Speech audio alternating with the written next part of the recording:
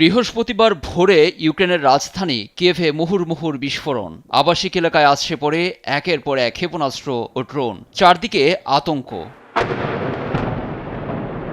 রুশ হামলা ও বিস্ফোরণের 23 সেকেন্ডের একটি ভিডিও সামনে এনেছে বার্তা সংস্থা রয়টার্স। ভোরের আলো ফুটলেও তখনও নেভেনি আগুন। আতঙ্কিত লোকজন ঘুম চোখে নেমে আসে বাইরে। হামলায় এক রাতেই সবকিছু তছনছ।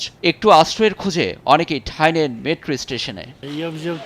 ফোনটা কোনো মতে হাতে নিয়ে দেখলাম 5টি ক্রুজ ক্ষেপণাস্ত্র কিয়েভের দিকে আসছে।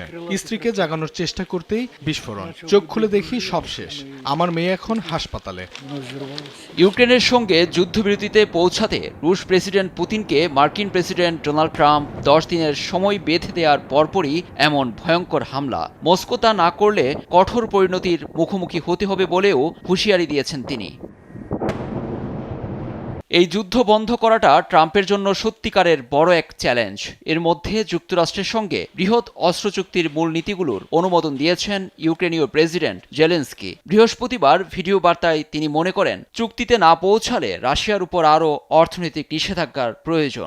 রাশিয়া তার দেশের উপর পশ্চিমা নিষেধাজ্ঞা মেনে নিয়েছে, কিন্তু পশ্চিমারা পুরো বিশ্বের অর্থনৈতিক ব্যবস্থাকে ধ্বংস করে দিচ্ছে বলে অভিযোগ মস্কোর।